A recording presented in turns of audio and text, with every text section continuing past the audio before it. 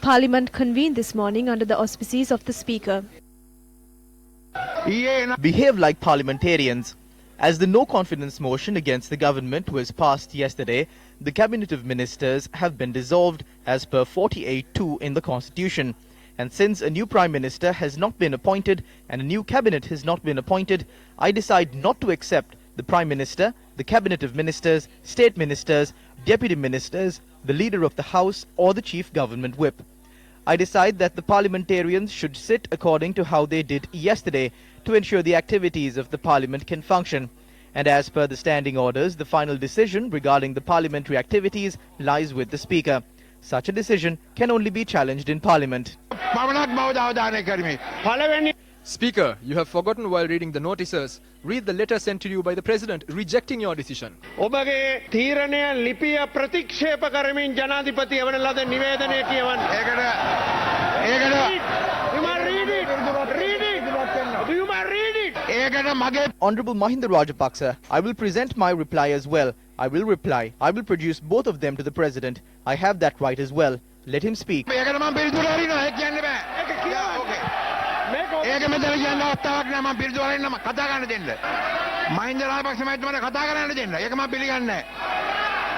I'm not giving that way.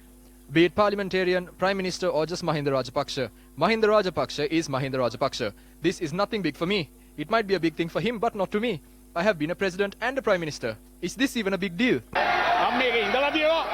ජනාධිපතිකම් කරලා තියෙනවා අගමැතිකම් කරලා තියෙනවා මේ අගමැතිකම කියන එක ලොකුවක් නෙවෙයි මට ඒකින්ද හිතන්න එපා අගමැතිකමට මේ කතා කරනවා කියලා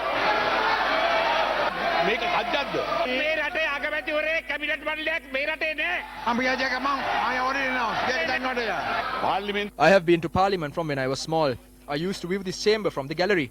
These prime ministerial and ministerial positions are not why I came to Parliament. The President made clear his reasons for dissolving the previous government and appointing a new one. By the 26th of October, the people were significantly distressed. Based on the powers vested with the President by the Constitution, he invited me to accept the position of Prime Minister and to form a government.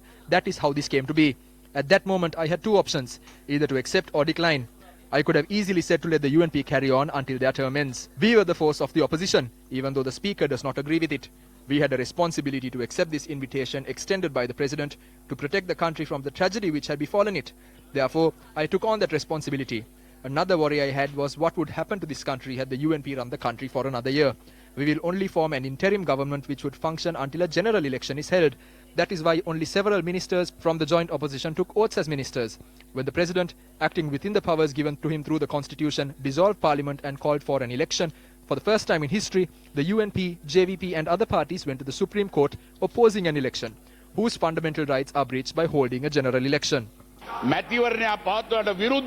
Mahinda Rajapaksa also commented on the Speaker's behaviour over the past few weeks. Speaker, Western embassies have joined your party. You claim you passed a no-confidence motion against me based on a voice vote, disregarding the Constitution and standing orders of the Parliament. This is also against the country. Proposals cannot be passed based on how many voices you hear. Important things such as this cannot be passed through voice votes. You should call for a vote. They also claimed that after the Speaker's in-ear no-confidence motion, the previous Prime Minister and ministers had gone to their relevant ministries. The Prime Minister and the Cabinet of Ministers are appointed by the President, not the Speaker. Don't misunderstand. It is not the Speaker but the President. Don't misinterpret your authority. You know that very well. You are misusing your authority while in that seat. However, now there is a conflict of ideas between members of the Parliament. Instead of the 225 of us resolving this dispute, let's allow the 15 million voters in Sri Lanka to decide it. I am asking all 225 MPs, join hands with us and let's go for an election. Do not think about pensions. We want an election. I would like to present a proposal against the Prime Minister's speech. We do not have any confidence in it. I would like to request you to take a vote by name.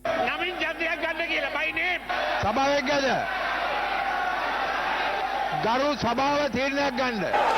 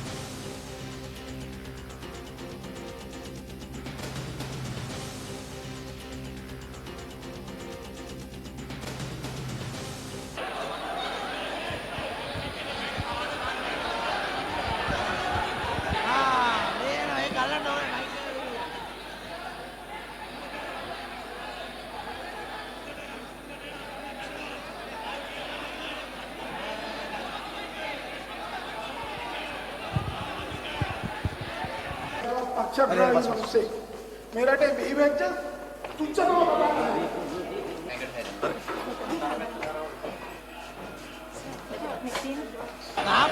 ගාපා මචං. ගාපා කොම්බ කඩෙන්නේ.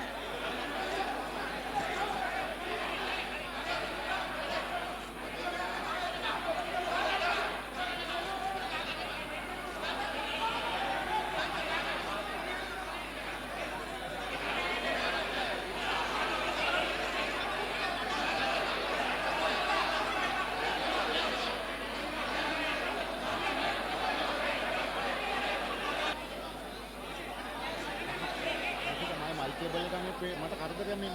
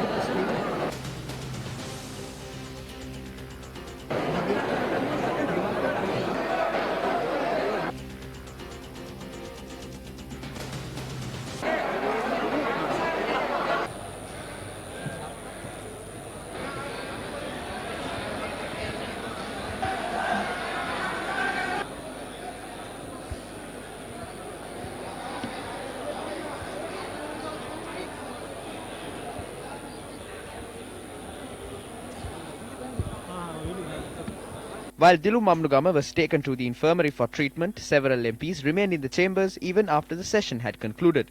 The Speaker, who left the chambers after adjourning Parliament, had later called on a party leaders' meeting, at which it was decided to reconvene Parliament at 1:30 p.m. tomorrow. While tensions flared within the parliamentary chambers, a special unit of the Police Special Task Force was stationed opposite the parliamentary complex.